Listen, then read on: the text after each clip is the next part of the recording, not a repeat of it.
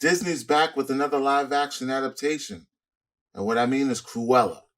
It's time to talk about it. Let's go.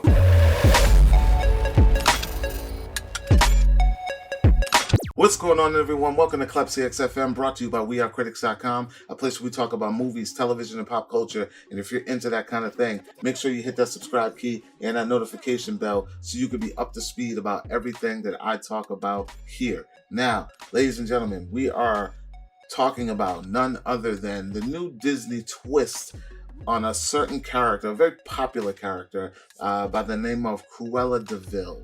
But before we get into this review, I want to take a little trip down memory lane and let's talk about where Cruella De Vil comes from. Now, the original story was, it's a novel, 101 Dalmatians, a novel written by Dottie Smith. That's Dottie Smith, not Dottie Smith, Dottie Smith. It was written, I think, in like 1956. Disney took this storyline in like 1971 and then made an adaptation in animation form, which became a smash hit all over the world. 101 Dalmatians, the cartoon, and then later down the road, it was re-released numerous times. I think about like 4 or 5 times in theaters, and it aged well. The animated version did. So then, coming into like '96, Disney felt the need to make their first live action adaptation of this, starring Glenn Close as the iconic Cruella De Vil. Jeff Daniels played the iconic Roger, and I don't remember the woman's name in this who played Anita. Her name escapes me. She wasn't someone that I was familiar with, so I don't remember her name. But this live adaptation focused primarily on the humans, the pets, the humans in this series, this franchise. I wasn't really a fan of the live action. I dug the original, the animated version, but the live action one, very campy. Glenn Close is extremely over the top in that adaptation, and there's some changes. Like if you go from the novel, even to the cartoon, the animated version, to the new movie, there's a lot of changes. For example, the name of the girl dog, it was changed from Mrs.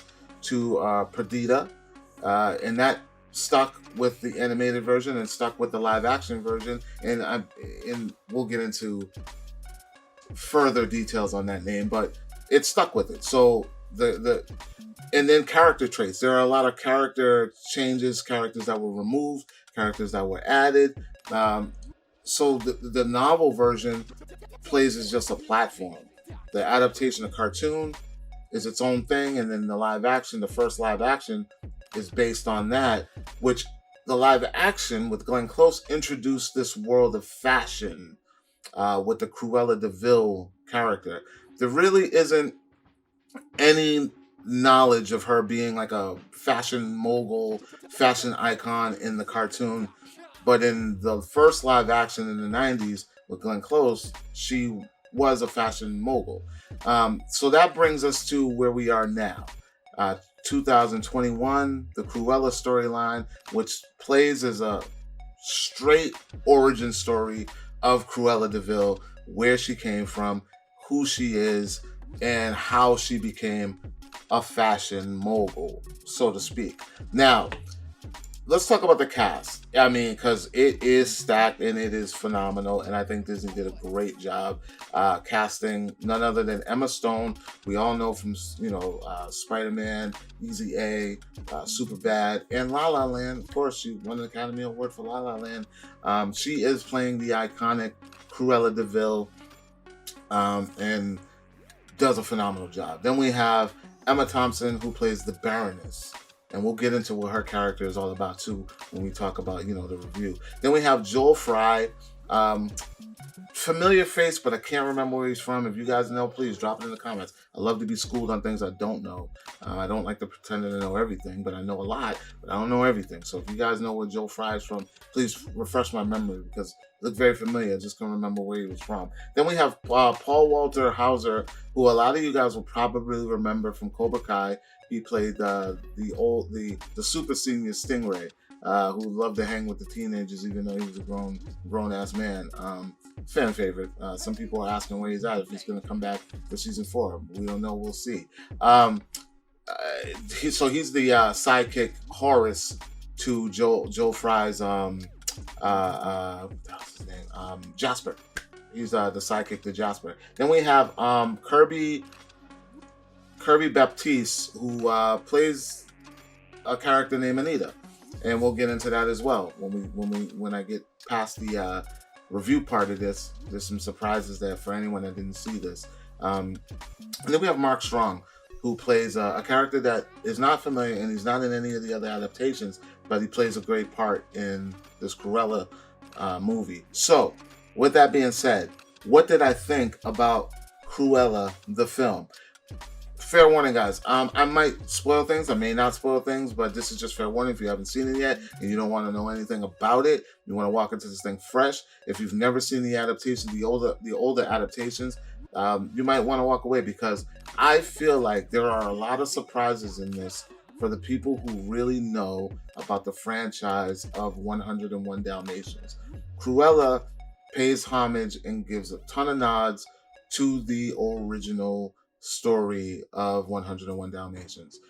I thought that the beginning and the origin story of Cruella and how her name even came about was genius. It made me care about this character in a way that I didn't think that I would ever care about this character, because the older adaptations, everything was so black and white back then. Very like good and evil. There always had to be a bad guy to the good guy. Always had to be a good guy to the bad guy. And fair to say, those cartoons, that original is very dark. Like, go back and watch that shit. You won't believe some of the shit that is being said or being thrown at young children at that age. There's animal abuse. There is sexism. Like, there's a guy yelling at Cruella De Vil because of the way she drives, and he called her a stupid woman driver. Like, this is real shit in the original. And this is on Disney Plus, guys. You go watch Disney Plus. All this shit is right up there, right on there. So, but it was good to see them humanize this character in a way where she's very relatable, and you root for her. Like, you want to root for her. Like, even though you know her origin, you know where she's going to go, it's kind of cool to see how everybody has a story. You know what I mean? Like, whether they're a good person or a bad person, everybody has a story. They didn't just wake up one day and say, I'm going to be an asshole, or I'm going to be a monster, or I'm going to be a good person, or I'm going to be a nasty person. Like, everybody has a story, and Cruella literally lays that out for you. And I'm telling you, there are going to be a lot of moments in this where you're going to be rooting for her as an anti-hero. She's not just clear-cut black and white a bad person. She's being tested, she's being pushed, and she's just trying to make her mark and become something. And I think that is inspirational in this story, because it's kind of cool. It's kind of cool to see an edgy person. You relate. You'll relate with everything that she's going through. Emma Thompson's role, she plays a lot of people comparing this to Devil Wears Prada, but I honestly didn't see that. I know that even the trailer kind of puts you there and makes you think that, oh, this is like Devil Wears Prada, but the only aspect of this being compared to Devil Wears Prada, the Devil Wears Prada, is the fact that it takes place in the setting of a fashion mogul's empire. But other than that, I didn't get that. You'd have to kind of see it to understand what I'm saying. It is there, but it's not there. I took something different from this whole experience, and it was fun, very fun. Emma Stone is a chameleon. Like, she turned it on, turns it off, and I didn't see that twist coming. There's a couple of twists in this thing that will. Well, just one main twist, but that kind of triggers her to kind of turn that Cruella persona on. And at first I'm watching, I'm like, well, when's it gonna happen? When's it gonna happen? And then bam, when she does it, and you believe it. You're like, yo, it's a bad motherfucker. Like, you know what I mean? Like, you're like, damn, like, the fact, even the clothes, whoever was doing wardrobe for this, thumbs up, thumbs up, because it all fits the character, the marketing, the Cruella, the graffiti, like the same way they did with Harley Quinn is like what they did with Cruella, and it's like it just hand in hand. Like they did a damn good job in building this world around this character, and Emma Stone does a phenomenal job selling it. So I'm just gonna say, without dragging this thing out, I recommend Cruella for the Disney lovers and the people who are really fans of the 101 Dalmatian franchise. A lot of people are thinking that it's a standalone and it's not connected, but there are some nods in there and some things that if you know it, you know it. If you know, you know. That's pretty much it. And then when it's over, when it's over, there's a mid-credit scene that, without a shadow of a doubt, links the original storyline. So there's some things. I don't want to give it away. I don't want to give it away. Just know that the mid-credit scene is for the real fans, the real 101 Dalmatian lovers, and I thought that the film was very stylish, slow in some places, but very stylish, fun, worth watching, and a great origin story for that particular character.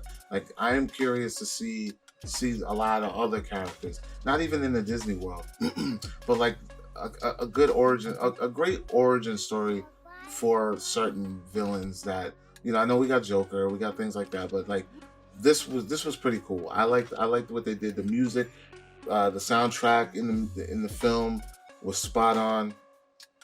And it was a period piece. It takes place in the 60s and the 70s in London. So the way that they mixed in the music was pretty dope. So I mean, I had a great time watching this film. I didn't think it was going to be this much fun. If I'm off, guys, let me know. If you're sorry, if you're gonna watch it, if you want to see it, let me know. If you think that what I'm saying is utter bullshit, please, let's talk about it, because I love to hear everyone's opinions. No one's right, no one's wrong. It's just all about opinions. So please, guys, check out Cruella. It's available now on Disney Plus, or you can go to the movie theater and watch it like I did. I gave Disney a little bit of money out of my pocket because I enjoy going to the movies. But I mean, either way, you're giving the money out of your pocket. It's on Disney Plus and you got to pay for it. But I like being in the setting of a theater. So again, guys, like, comment, share. Make sure you subscribe. And for more movie news, television news, pop culture, and my podcast, Critics Talk, make sure you guys check out wearecritics.com. And I will talk to you all later. Peace.